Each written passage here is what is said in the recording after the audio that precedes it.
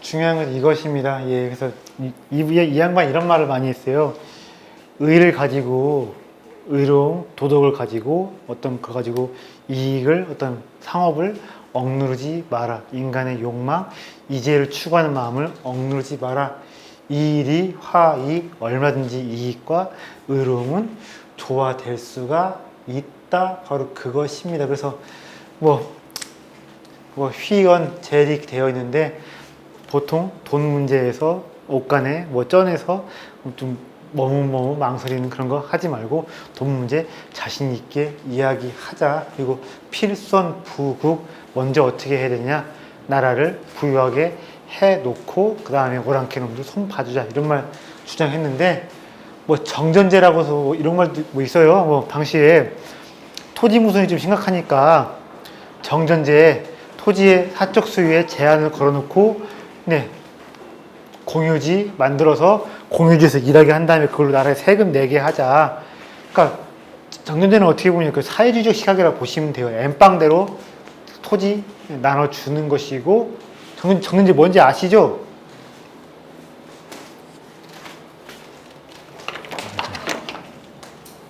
여기 그릴 게 없... 할 거면 여기다. 할 거면 여기. 예. 이거잖아요. 그지요? 몇 개 있어요, 땅이, 구역이요? 9개지요? 이렇게 땅을 이렇게 한 다음에 다 나눠주는 게 8개로 나눠줍니다. 하나는 뭐예요? 여기서 집단으로 으쌰으쌰 해서 이거 가지고 세금을 나눠주는 것인데, 자꾸 다른 유학자들이 그걸 주장했나봐요. 토지 모순이 심각하니까, 너무 많이 가진 놈들이 막 다 헤쳐먹으니까. 근데 안 된다. 그것은 너무 이상적이고 지금 통할 수가 없는 이야기이다. 근데 이런 얘기도 했어요. 아까 장원제라고 했잖아요. 장원제는 지주들이 엄청나게 많이 또 땅을 소유한 것인데, 거기서 사실상 급료 받으면서 농사 짓는 사람들이 인 것인데, 이 사람은 이렇게 본 것입니다. 갈수록 남송 시대 때 월급 받으면서 일하는 사람들이 늘어난 것인데, 지주, 소자 이런 관계가 아니라 새로운 고용 생산의 그 관계가 생겨버린 것인데, 새로운 고용 관계, 새로운 생산의 이런 양식들을 현실적으로 인정해야 한다, 이런 주장을 한 것이어서 철저하게 사유재산을 건드리는 그런 주장들에 대해서는 수용하지 않고 오히려 반대를 했습니다. 근데 언제나 마찬가지인데 사유재산 건드리는 개혁은 그때나 지금이나 너무너무 힘든 것 같습니다. 마찬가지겠죠. 그리고 유용해야 도, 이런 것인데 쉽게 말하면 이것입니다.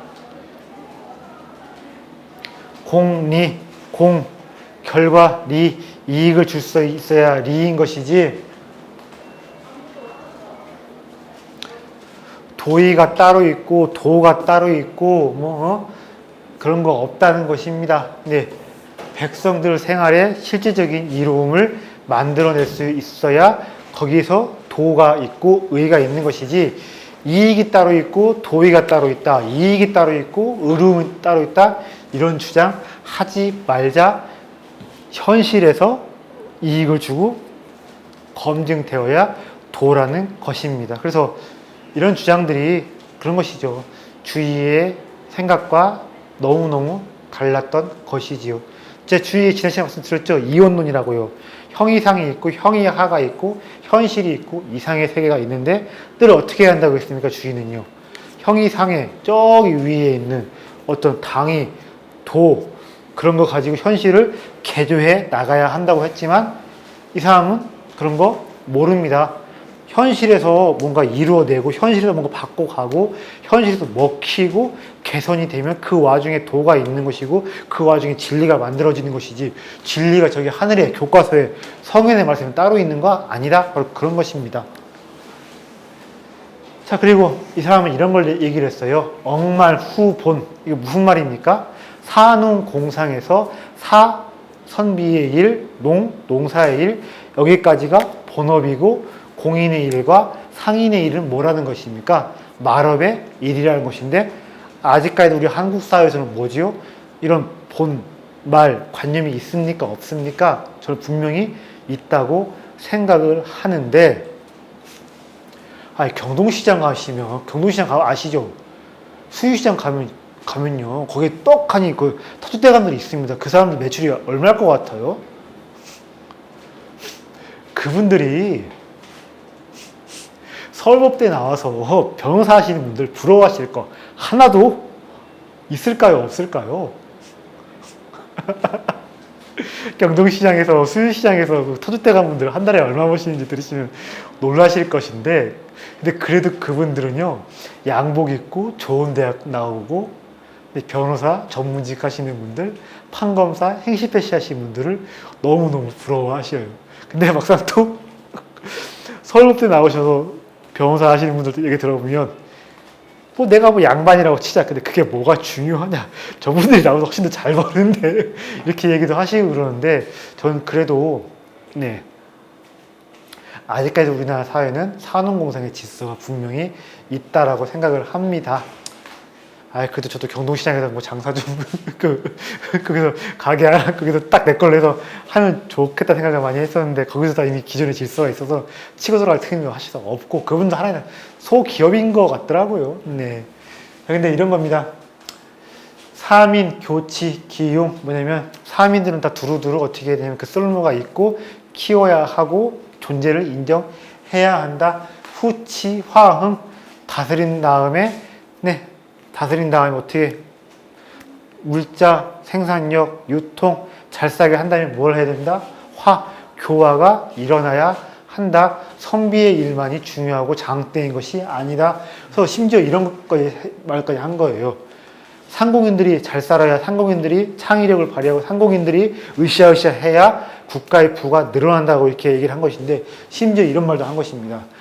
공상인들, 상공인들의 출사 기회도 보장하자. 유능한 상인, 유능한 공인이 있으면 어떻게 하자? 예, 사서오경에 박하가지 않아도 어떻게 하자? 벼슬자리 주고 나라의 행정일을 한번 맞게 시켜보자. 이렇게 한 거, 이렇게 주장을 했고요. 또 이런 걸도 했습니다. 소금, 차, 국가의 전매제도. 그러니까 뭐냐면 공기업들, 이거 뭐냐면 좀 줄여버리고 축소를 해버리고 어떻게 하자? 과도한 간섭, 규제 없애고 민간에서 자율적으로 알아서 하게, 인상, 뭐 소금, 뭐 다른 무슨 차, 말 어떻게 전매제도를 없애자 이렇게 한 것인데, 이때 송나라는 제가 알기로는 소금하고 차하고 말은 국가가 전매한 걸로 알고 있는데, 늘 전매제도가 생기면 어떤 게 생깁니까? 암시장이 생기고 암시장에 수적격고 돈 버는 놈들이 생겨버리는데, 연방, 마방회라고 해가지고 소금 밀매, 말 밀매 유통 조직이 있었던 걸로 알고 있는데, 그러지 말고 그냥 자율적으로 알아서 유통하고 물자가 오가게 하자, 이런 걸 주장했고요. 또 감세를 주장했습니다. 왜냐? 세금 비율을 낮춘다고 해서 국가 재정이 과연 재정이 줄어드느냐? 그게 아니라고 한 것입니다. 왜냐하면 세금이 줄어들수록 신이 나서 생산을 하고 지하 음성화된 것들이 밖으로 나오기도 하고, 그러면서 비율은 줄어도 오히려 국고가 더 튼실해질 수가 있다. 이런 입장인데요. 늘 이런 얘기를 한 거예요. 자, 이재하고 취검을 구분해야 한다. 이런 겁니다. 사실 저생산 사회에서 왜 함부로 이익과 이득을 입에 올리지 않냐면 이런 거예요. 이익과 이득을 입에 올리면 필연적으로 위에 있는 관리들이 세금을 많이 뜯어내는 쪽으로 가기가 쉽기 때문에, 야, 우리 윗사람들이 적당히 뜯어먹고 청빈 한 척이라도 하자. 그렇게 해야 저생산 사회에서 농민들 삶의 기초가 유지가 되는 측면이 있었기 때문에, 나름 그런 선비들, 지식인들이 이익을 경원시하고 함부로 말을 안 하려고 했던 것도 사실이고, 나름의 거기에 합리성이 있었던 것도 사실인데, 이렇게 얘기를 했습니다. 이제는 천하의 이로움이고 취겸은 관부의 이로움인데, 나는 이 취검을 주장하는 것이 아니다. 내가 이로움을 말하지만 많이 뜯자고 주장하는 것이 아니다. 그래서 뭐냐, 이것입니다. 여민 쟁립, 절대로 민간과 이익을 다투지 마라. 그리고 장지 우하 유재군, 장 보관한다는 거, 짱박아 놓는다는 겁니까? 놓는다는 겁니다. 밑에다가 장 보관해 놓는 게 뭐냐면 임금한테 있는 거나 마찬가지다. 임금님, 민간이, 상업이, 자본이, 네, 대상인들이, 중소상인들이 부유한 것이 바로 임금이 부유한 것입니다. 꼭 나라 곳간에 차 있지 않아도 나라의 백성들이 부유한 게 바로 국가의 재산이고 임금님의 나라님의 재산이라는 것입니다. 그래서 백성의 부유함, 민이 부유함이 바로 국가의 부유함이다. 세금을 어떻게 해야 한다? 감세를 해버리고 함부로 규제를 하지 말고 상인들에다가 이런저런 간섭을 하지 않아서 생산의 동기를 자극을 해야 한다. 그래서 애덤 스미스랑 비슷한 주장을 한 것인데 법가와 유사한 사고를 하는 사람들이 오히려 애덤 스미스, 프리드먼, 또 누구였죠? 하이에크, 시카고 학파랑 비슷한 주장을 하는 경우가 많이 있습니다. 무조건 민간이 정부보다 똑똑하고 내버려두어 생산성이, 효율성이 올라가고 그렇게 해야 결과적으로 국가가 부유해진다. 바로 그런 논리입니다. 그래서 만약 제가 중국에서 활동을 하고 중국 학자들이랑 이야기를 한다고 하면요. 이런 얘기 많이 해볼 것 같아요. 애덤 스미스, 하이에크, 프리드만 이런 사람들의 주장과 상항, 한비자, 왕한석, 질량, 엽적 이런 법과 화상가들의 주장이 어떻게 비슷한지 한번 이야기해보고 이렇게 주장할 수도 있는 것이거든요. 애덤 스미스, 프리드만, 하이에크 얘기를 우리가 먼저 주장했다고 주장할 수 있기 때문에 이렇게 얘기를 해보면 중국인들 나름 국뽕적인 거에서도 뭔가 되기 때문에 뭐 그런 수요가 있지 않을까 싶기도 한데 제가 중국인이면 제가 혹시 또 중국에 활동을 하면 이런 식으로 연구 한번 해보라 얘기도 해볼 것 같습니다. 어쨌든 좀 자유방임, 애덤 스미스 뭐 비슷합니다. 네.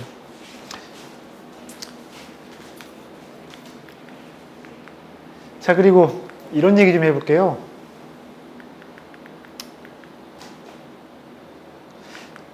이제까지 경제 얘기했다면 이제 정치 얘기 좀 해볼 것인데 이런 얘기를 좀 했어요.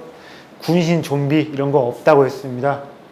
그래서 다른 성리학, 다른 유학에서는 임금은 하늘이고 신하는 땅이고 삼강으로 대변되는 수직적 질서를 천리와 리, 도 이런 걸로 정당화 시켰는데요. 천리고 도고 별로 안 좋아하는 그런 엽적은요. 그런 이야기 하지 않았습니다. 예, 아래에서는 위에 순응하고 음은 양을 떠받들고 이것이 천지에 정해진 진리다. 그거 다 개소리라고 맞습니다. 이런 거예요.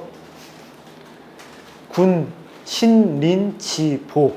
군신, 일체. 저기 이게 위에 아래 이것이 아니라 나는 뭐냐면 바로 옆에서 돕는 신하는 뭐냐면 임금을 돕는 사람일 뿐이다. 일방적인 리더십, 팔로우십이 아니라 어제까지나 파트너십의 관계인 것이다. 그런 주장을 했었는데 사실은 한비자가 그런 얘기를 기원 전에 먼저 이야기를 했어요. 그래서 한비자는 늘 이런 식으로 얘기를 합니다. 신하한테 충성을 구걸하지 말라고 했어요. 그리고 임금은 아버지, 신하는 자식 이러는 유사, 부자, 가족관계 가지고 이야기하지 말라고 했습니다. 왜냐면 첫째 주인과 대리인 이익으로 만난 이익으로 이 매개가 된 계약관계라고 한비자가 이야기를 했습니다. 자, 경영자는 주주의 뭡니까? 대리인이죠. 또 사원은 누구의 또 대리인입니까? 경영자의 대리인이지요. 대통령은 우리의 뭡니까? 대리인이지요. 관료도 우리의 대리인이지요. 근데 대리인이 주인의 이익을 위해서 일하라는 법 있습니까? 없습니까? 월급 도둑이란 말이 괜히 생긴 것이 아닐 것입니다. 늘 대리인은 주인의 기대를 배반하기 마련이고 주인의 입장에 봤을 때 늘 대리인은 마음에 안 드는 존재입니다. 설계를 잘 설계를 하면 대리인이 100%는 아니지만 적지 않게 주인의 이익을 위해서 일하도록 복무하게끔 할 수 있는 것이지요. 가족 같은 회사니 임금을 아버지로 모셔라, 백성을 하늘처럼 떠받들어라 이런 말 할 필요가 없습니다. 원래 쟤는 우리의 대리인일 뿐인데 어떻게 하면 쟤가 내 이익에 일하게끔 할 수 있겠느냐. 주인의식 같은 거 말하지 말아라. 뭐 아버지나 뭐 그런 가족에 비유하지 말아라. 쟤가 주인의 이익을 위해서 일했을 때만 대리인도 이익을 누릴 수 있게끔 정교하게 인센티브 체계를 잘 설치해 놓아라. 그게 바로 한비자의 주장입니다. 그러니까 한비자의 생각들이 지금 현대 사회에서 적용할 수 있는 이유가 뭐냐면 바로 거기에 있는 거예요. 왜냐면 늘 지금 사회도 뭐냐면 주인과 대리인 모순 늘 벌어지기 때문에 어떻게 하면 대리인이 주인의 이익을 위해서 일하게끔 할 수 있을까? 그런 한비자의 문제식이 지금도 유효한 것인데, 그러니까 한비자는 철저하게 임금 신하를 왜 부르느냐? 쟤를 통해서 국력을 증강시키려고. 신하는 임금한테 왜 가서 출사를 하느냐? 나라를 구하기 위해서, 임금한테 충성하기 위해 이런 거 아닙니다. 내가 관직을 통해서 명예를 얻고 땅을 얻고 녹봉을 얻고 서로가 이익을 통해서 만나는 사이일 뿐이니까 대놓고 이익 얘기를 하자는 것입니다. 근데 옆쪽도 비슷한 거예요. 상하, 수직, 충성을 맹세 이런 것이 아니라 리더십, 팔로우십이 아니라 파트너십으로 해야 국가 행정이 효율적으로 돌아간다. 그래서 오늘 말하는 송나라가 만들어낸 그 4가지 신유학, 4개의 버전의 근대, 성리학이 있고 양묘학이 있고 순례적 신유학이 있고 이 제도학파는 법가적인 유학이랑 비슷하다고 했는데 법가가 꼭 권위적이고 폭력으로 찍어 누르자 이런 얘기만 하는 사람들이 아니고 오히려 합리적이고 자유주의랑 잘 맞고 자본주의랑 접점이 있고 지금 사회 가치관이랑 통할 수 있는 이야기들이 많이 있습니다. 예. 사실은 사원 보고 백종원 씨가 그런 말 하더라고요. 방송에서 누가 어떤 사장님이 토론을 하더라고요. 어떻게 해야 직원이 주인의식을 가지고 일할 수 있게끔 할 수 있습니까? 물으니까 백종원 씨가 뭐라고 한 줄 아세요? 그런 거 없어요. 딱 잘라 말했습니다. 주인의식을 절대로 가지게 할 수가 없다. 주인은 주인이고 대리인은 대리인일 뿐이다. 다만 당신이 얼만큼 인센티브 체계를 잘 설치를 해서 일 빠릿하게 하면 확실히 보너스를 주고 아니면 그냥 이런 합리적인 농공, 행상, 신상, 필벌 체계가 갖춰져 있어야만이 나는 쟤를 통해서 우리 가게가 잘 되게 할 수 있을 뿐이지 주인의식을 가지라고 백날 얘기해봤자 아무 소용 없다는 것인데 이런 상업적인 통찰, 자본주의적 통찰이 법가 쪽에는 있고 법가 하상이 훨씬 더 현대사회에 유용하게 쓰일 수가 있다는 것입니다.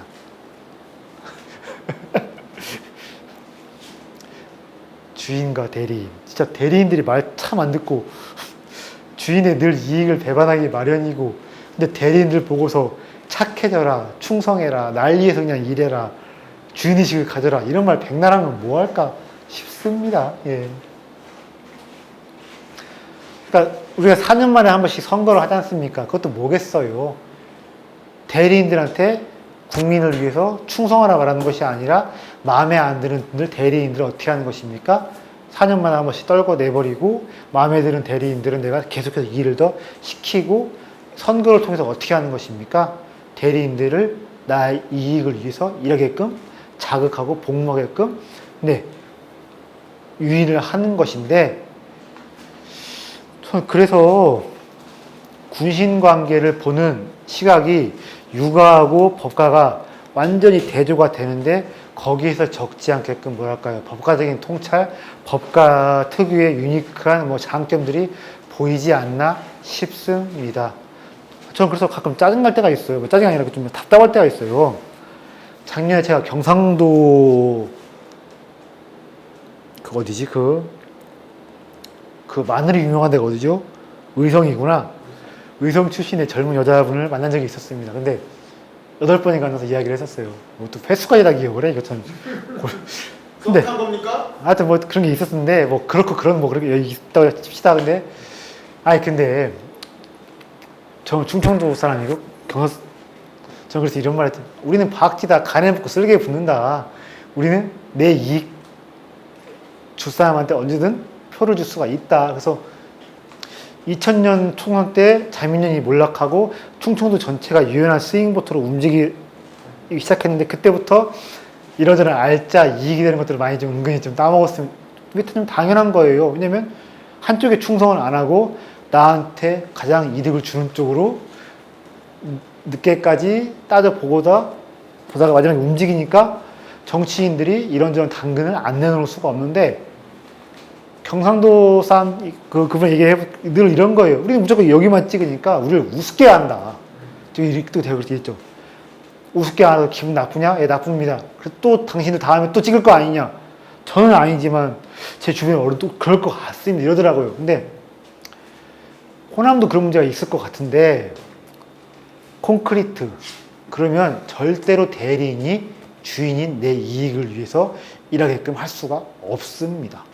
4년마다 선거 왜 합니까? 그걸 따져봐야 되는 거예요. 선거를 4년마다 왜 하느냐, 5년마다 대통령 선거를 왜 하느냐, 대리인들이 왜? 국회의원들 보고 착해져라, 대통령 보고 착해져라, 이런 소리 백날 해도 소용없거든요. 내가 선거로서 뭘 하는 겁니까?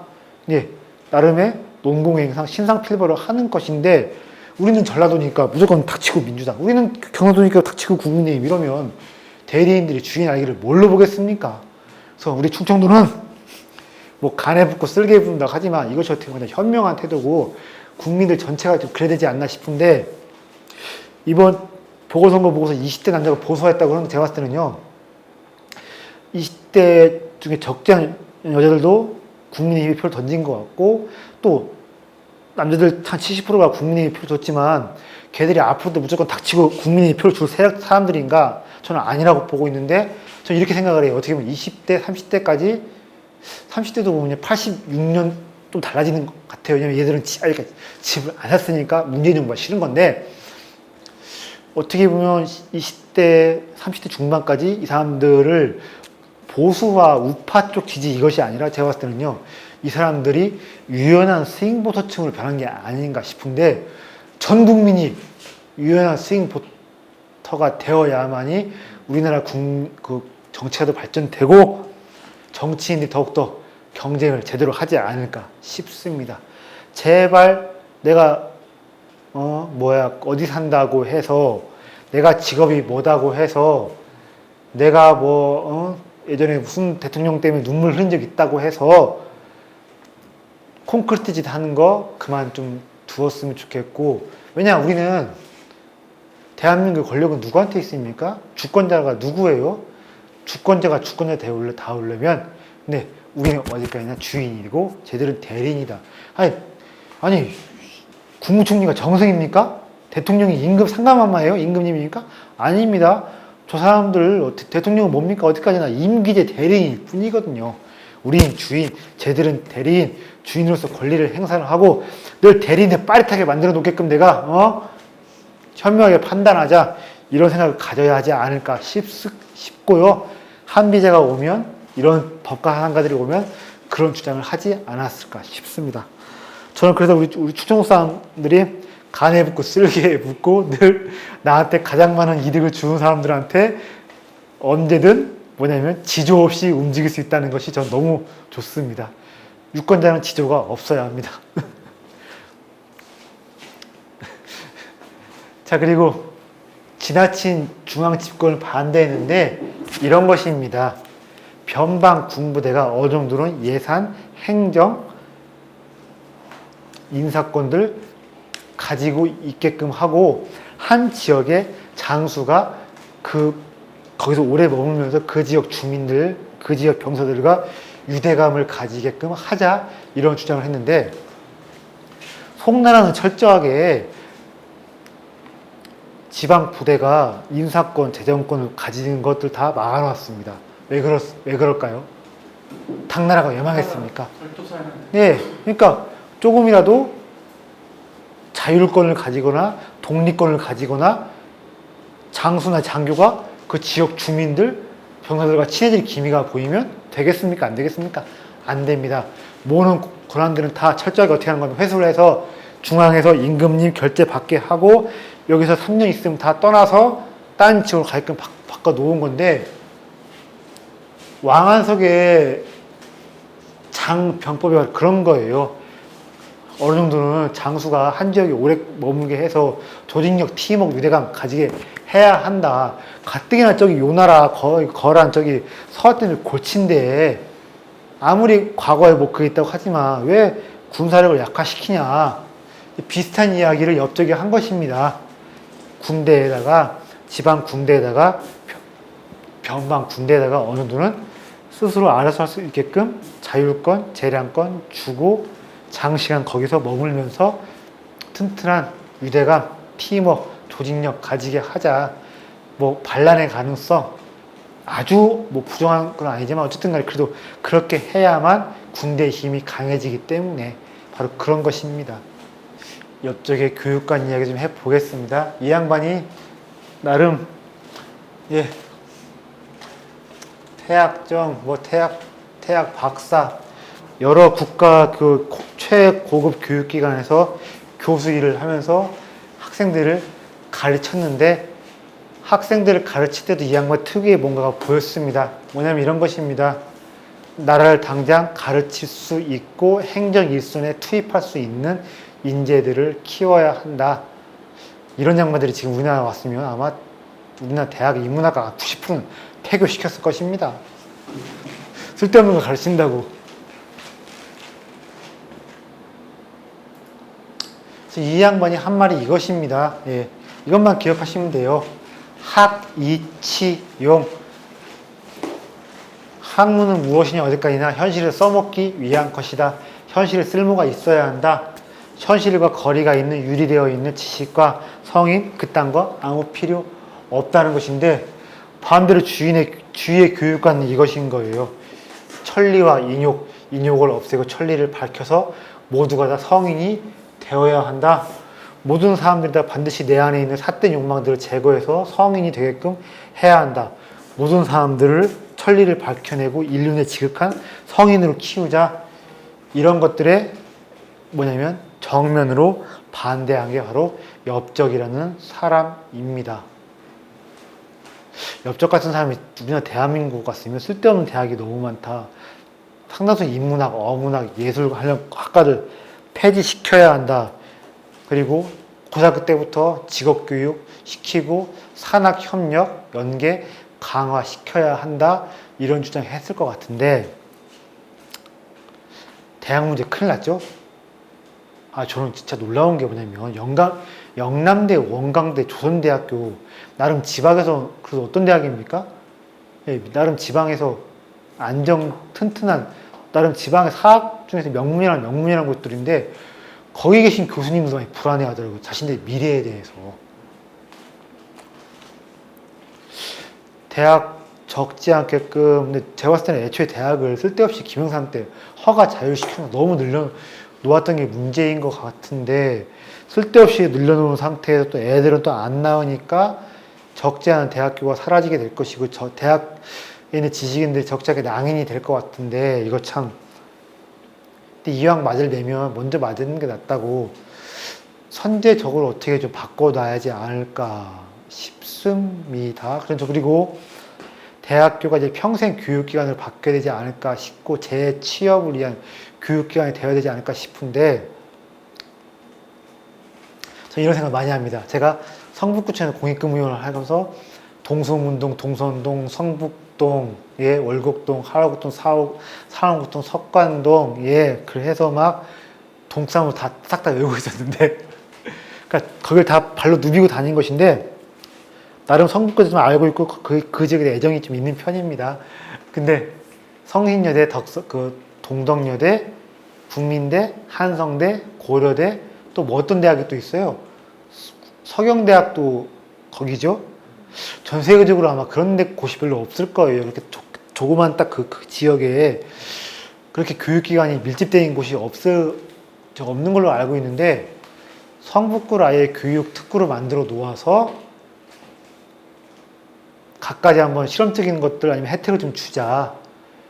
수능 아니라 그 지역 고등학생들 상대 드래프트 좀 해보고 미리 고2, 고3 학생들 대학교에서 방학 때 뭐 가르쳐 봐서 거기서 시험 보고 직접 교수가 학생들 뽑게 한번 해보자. 그리고 방학 때만 활용하는 것이 아니라 아침에 거기서 7시부터 9시까지 네, 강의 열어서 영어든 중국어든 일본어든 배우게 해보고 야간에 또 주민들 상대로 뭔가 교양 강의도 해보고 야간, 새벽, 방학 또 주말에 시험 강사를 데려와서 여기서 뭔가 또 가르쳐 보고 전 그래서 거기서 한번 뭔가 실험적인 평생학습, 실용교육, 고교생들과 대학 간의 직거래 네, 거기가 정말 경제력이 좀 좋지가 않아가지고 학원 다니는 그 여유가 안 된 학생들이 많은데 직접 대학 교수 박사들이 한번 그 지역생들을 가르쳐 보는 거 어떨까 이런 생각도 좀 하고 있는데요.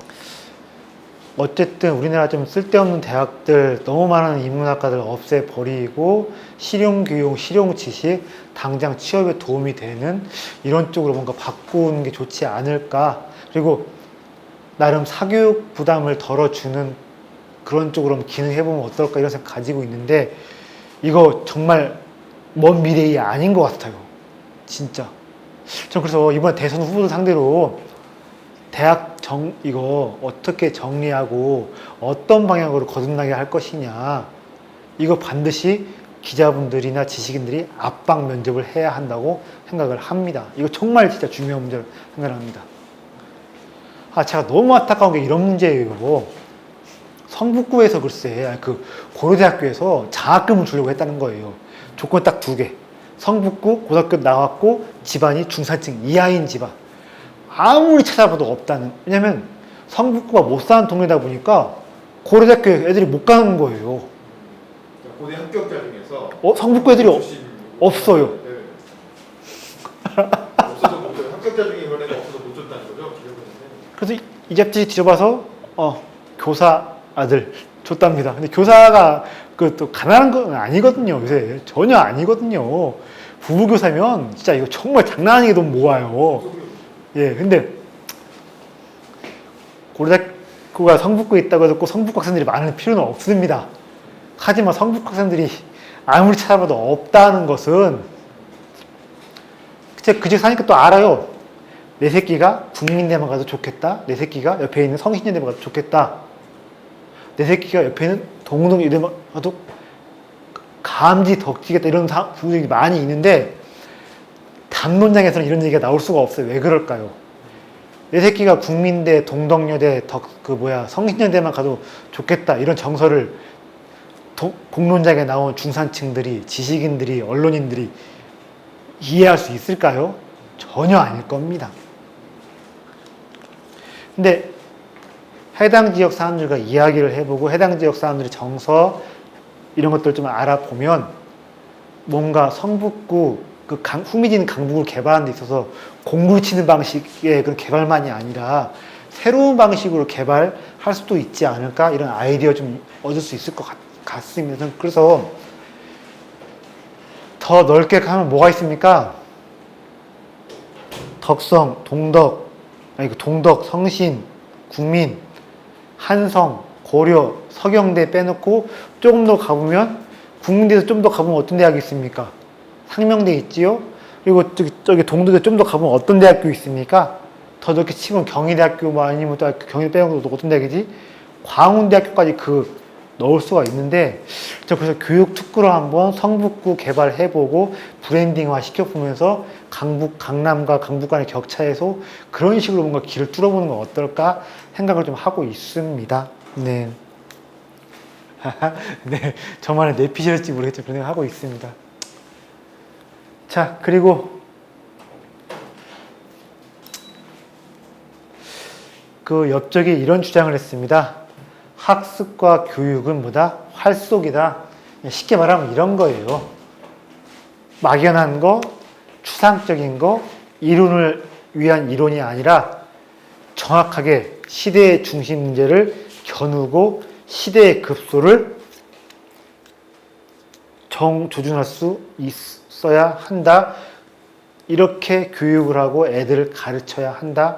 바로 그런 것입니다. 역시나 이런 것들이 지금 우리나라 대한민국 교육에서 좀 중요한 문제가 아닐까 싶은데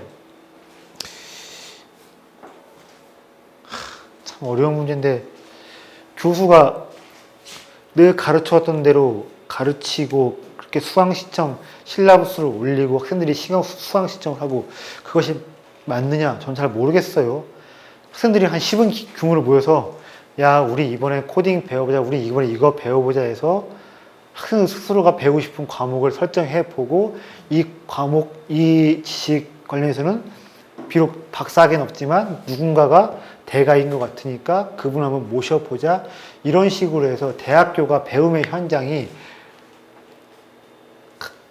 가르치는 사람과 배우려는 사람이 욕망이 그때그때 불꽃 튀게 만나는 이런 장소가 되는 게 맞지. 늘 교수가 가르쳐왔던 대로 무슨 뭐뭐 이렇게 해서 틀에 박힌 그런 커리큘럼, 틀에 박힌 수강 신청, 수동적인 수강 신청이 맞는지 잘 모르겠습니다. 그 열정대학이라고 원래 그런 모델이 있었잖아요. 예. 그 남해운동 쪽에 열정대학이라는 걸 실제로 운영한 게 있었는데 네. 그게 이제 지원금이 나오는 동안은 운영이 되다가 네. 지원금 끝나니까 망했지. 아니 저는요 이런 말도 들었어요. 고려대학교 연세대학교가 충남대 경북대보다 국가 지원금을 더 받아먹는다는 얘기를 들었어요. 사립대학에 가는 국가 지원금 다 끊어버리는 건 어떨까? 그리고 이런 실험적인 대학을 만들어 보는 게 어떨까?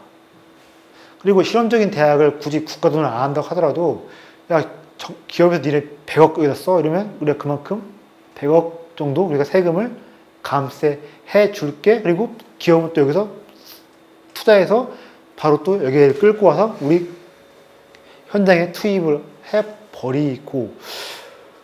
그리고 저는 국가 지원금을 왜 끊어야 한다고 생각을 하냐면 국가 지원금을 끊은 다음에 그 돈을 차라리 충남대, 전남대, 경북대 학생들한테 줘서 장학금 훨씬 많이 주고 용돈까지 주게끔 그렇게 해서 지방 국립대 거점 대학만큼 살리자. 그리고 사립대학교 니들이 알아서 운영을 해. 교내에 무슨 뭐 돗대기 시장을 만들든 무슨 뭐 술집을 차리든 무슨 뭐 스크린 경마장을 차리든 니들이 마음대로 하고 경영 못해서 망하면 니들 책임이야. 대신에 뭐냐?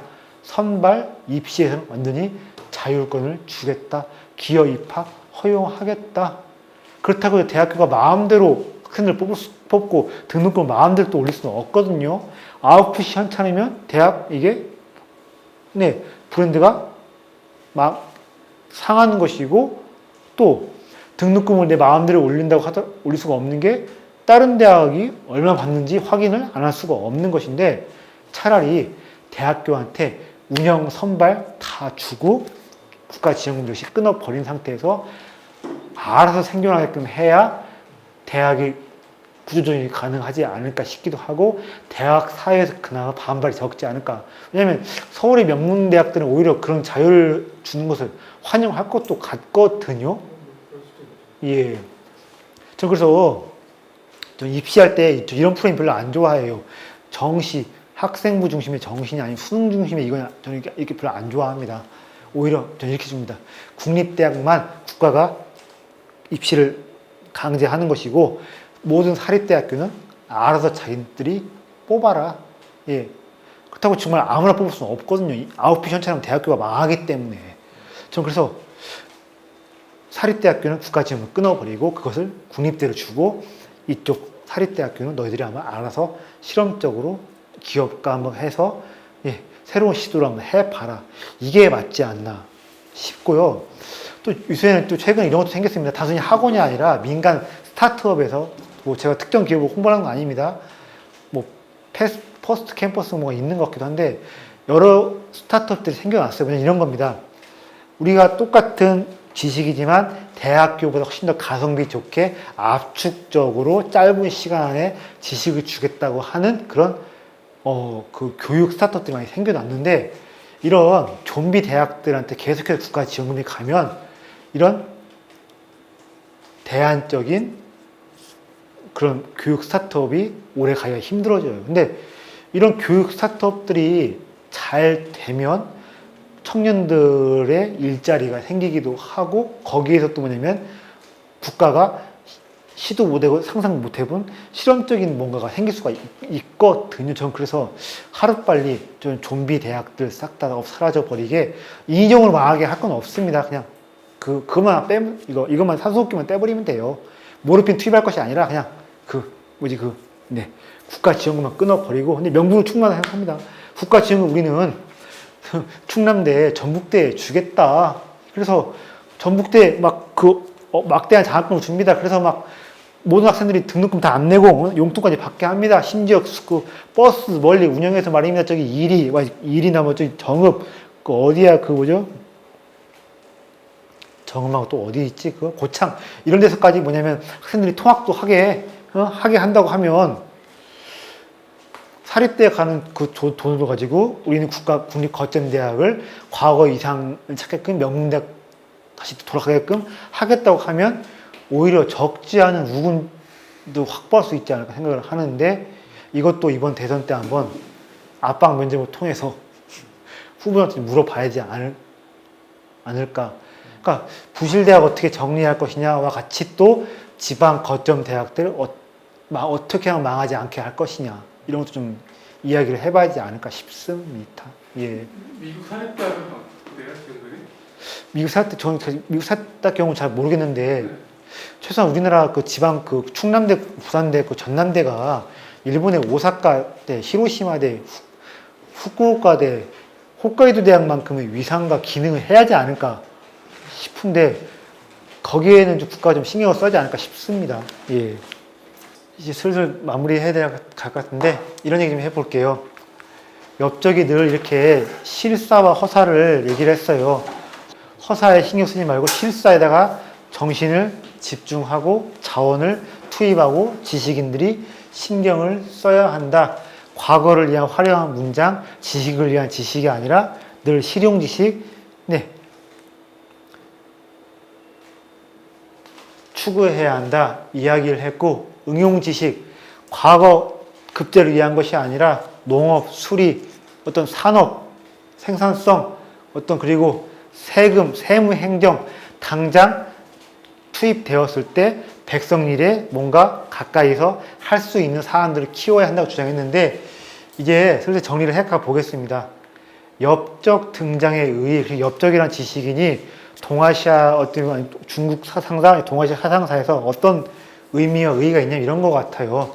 우리 동양에서 꼭 성리학식의 공리, 공담, 관념론만 있었던 것이 아니라 실용 지식을 추구한 사람이 있었고 이익을 배격하고 이익 말하기를 꺼린 사람만 있는 것이 아니라 이익, 인간의 욕망, 생산성, 물질 문명의 긍정을 이야기한 사람이 있었다. 그리고 단순히 현상 유지 보수가 아니라 현상 타파, 적극적인 개혁을 추진하는 사람이 있었는데 늘 그냥 이런 것이죠. 실용 지식, 당장 써먹을 수 있는 실용적인 인재, 그리고 관념적인 그런 가치가 아니라 이익세, 세상을 얼마나 이롭게 하는지 그걸 기준으로 뭔가 따져보자. 그걸 프레임으로 사고해보자. 그래서 나중에 황종이, 고현무, 안원 등 명청 때 어떤 경세 치용학파 이런 사상가들이 등장할 수 있게끔 길을 닦아놓고 씨를 뿌렸다고 볼 수 있는데 자, 앞서 농사, 수리, 세무 다양한 분야를 망라하는 실용 지식을 주장했다고 했지요. 근데 누구랑 또 비슷합니까? 우리나라 이익이랑 성우 이익이랑 누구죠? 그 정역에 비슷한 면이 좀 있지요. 이런 것들이 단순히 중국 사상사에 그치는 것이 아니라 이 사람의 문제의식이 뭐냐면 원나라 통해서 조선에 이식되었고 뿌려지게 되었고 그러면서 조선 초기에 왕조의 설계자 정도전, 조선 후기 때 정다산이라든가 이익 같은 사람 이런 실학파로 다시 또 고개를 빼꼼히 내밀었다. 그래서 이 사람 공부를 왜 했느냐? 동아시아에도 이런 사람이 있었다 이런 것도 있지만 우리나라 실학에 대해서 제대로 이해를 해보기 위해서 그런 의미도 있는 것입니다. 그래서 제가 중국의 주자학 성리학은 우리나라 퇴계, 중국의 양묘학은 우리나라의 강화학파 정지도하고 또 남명 조식, 또 중국의 순회적 신유학 호상학은 우리나라 누구죠? 율곡과 서인 노론, 그리고 이런 중국의 법가적 신유학 제도학파는 우리나라의 정도전, 남인 실학, 더 나아가서 대원군으로 이어졌다 이렇게 말씀을 드릴 수가 있겠는데 송나라가 만들어낸 네 가지 네 가지 버전의 근대, 네 가지 신유학은 거기서만 그치는 것이 아니라 우리나라 사상계로 이식되어서 우리나라 사상계의 구도를 이해하는 데 있어서 반드시 필요한 것이 되었고 우리나라뿐만이 아니라 일본도 마찬가지입니다. 이토 진사이, 오규 소라이, 나름 일본도 예, 주자학, 양명학, 법가적인 유학, 또 그 순례적인 유학 다 있었는데 우리가 이렇게 지금까지 이해 공부해온 것들 통해서 어떻게 해보자. 우리는 대부분 지금 중국 이야기만 하고 말았지만 나중에 기회가 있으면 동아시아 전체를 살펴보자. 네 가지 창이 있다 바로 이것입니다. 네 가지 버전의 근대, 네 가지 버전의 유학이 중국에서만 그친 것이 아니라 계속해서 명나라, 청나라, 조선, 일본, 에도 시대, 전국 시대 이어져가면서 총체적인 동양 사상사의 흐름들을 만들어 내었는데 동양 철학, 동아시아 철학을 통해서 어떻게 하자? 우리만 이해하는 것이 아니라 동아시아 전체를 살필 수 있는 어떤 지평, 커다란 시야 그런 것들을 우리가 가지게 되었다. 그런 자법에 취해도 좋다. 바로 그것입니다. 그러면 법가적인 신유학, 동양의 제도학파, 왕한석에 이어서 질량 그리고 엽적 강의 이걸로 마치도록 하겠습니다. 네, 감사합니다. 네, 감사합니다.